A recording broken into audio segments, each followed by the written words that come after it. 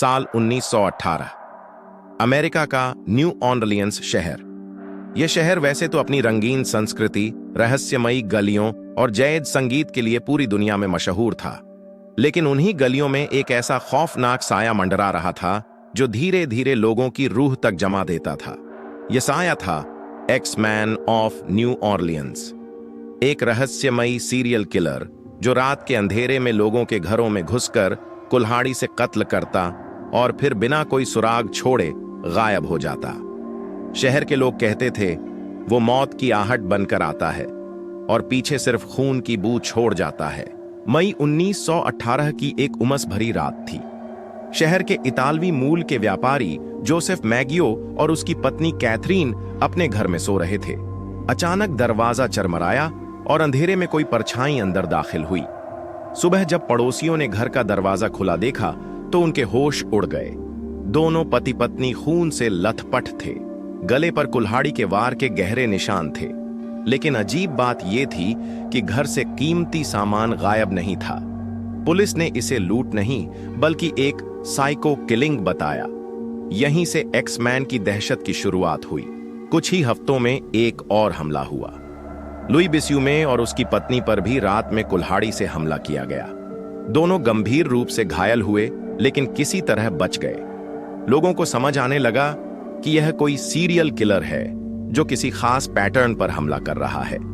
हर बार घर का दरवाजा तोड़ा जाता, सोते हुए लोगों पर कुल्हाड़ी से हमला किया जाता और फिर हत्यारा गायब हो जाता। न्यू ऑर्लियंस की गलियां अब जैज के शोर में नहीं बल्कि डर और सन्नाटे में डूब गईं। सितंबर 1918 में पुलिस को एक अजीबोगरीब पत्र मिला। यह पत्र खुद को एक्स-मैन कहने वाले हत्यारे ने लिखा था। पत्र में लिखा था, मैं इंसान नहीं हूं, मैं मौत का साया हूं, मैं नरक से आया हूं। तुम मुझे पकड़ नहीं सकते, लेकिन मैं तुम्हें एक मौका दूंगा। जिस घर से आधी रात को जैज संगीत की धुन सुनाई देगी वहां मैं हमला नहीं करूंगा। बाकी घरों में मौत का तांडव होगा। पत्र पढ़कर पूरा शहर सहम गया। लेकिन उस रात हुआ कुछ और ही। शहर की हर गली, हर मकान, हर होटल से जैज की धुनें सुनाई दे रही थीं। मानो पूरा न्यू ऑर्लियंस एक बड़ा संगीत महोत्सव बन गया हो। और अजीब बात यह थी, उस रात किसी पर हमला नहीं हुआ। कई हमलों में कुछ लोग बच भी गए। पॉलिन और मैरी ब्रूनो नाम की बहनें घायल हालत में मिलीं। उन्होंने बताया कि उन्होंने एक लंबे काले कपड़ों वाले आदमी को देखा था, लेकिन उसका चेहरा अंधेरे में गायब था। दूसरी ओर एक महिला एना लोवरी ने कहा कि हत्यारा बहुत तेजी से भागा और उसके चेहरे पर अजीब सी हंसी थी।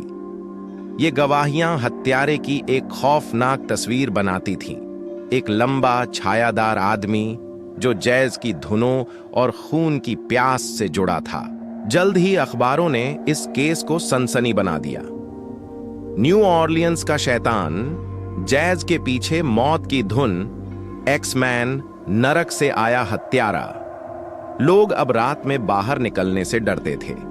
घरों के बाहर जैज बजाना एक बचाव का हथियार बन चुका था। लेकिन इसके बावजूद हत्याएं जारी रहीं। पुलिस ने कई लोगों को शक के आधार पर पकड़ा। एक स्थानीय शराबी, एक गुस्सैल पड़ोसी, एक पूर्व ग्रोसरी मालिक, लेकिन सबूत कभी नहीं मिले। हर बार एक्स-मैन पुलिस से एक कदम आगे होता। शहर की पुलिस जनता के सामने मजाक बन चुकी थी। अक्टूबर 1919, माइक पेपिटोन नामक व्यक्ति अपने घर में मारा गया। उसकी पत्नी ने दरवाजा खोलते ही खून से लथपथ पति को देखा और एक परछाई को भागते हुए। यह एक्स-मैन का आखिरी हमला था।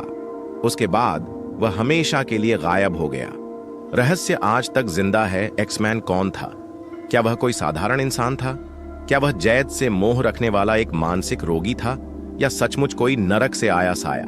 किसी को आज तक जवाब नहीं मिला। उसकी पहचान रहस्य ही रही। लेकिन एक बात तय है, उसने जैज संगीत को मौत से जोड़ दिया। न्यू ऑर्लियंस आज भी अपने त्योहारों और जैज धुनों के बीच उस खौफनाक साए को याद करता है। रात की गहराई में जब कहीं से पुरानी जैज की धुन सुनाई देती है, लोग अब भी फुसफुसाते हैं, शायद एक्स-मैन लौट आया है।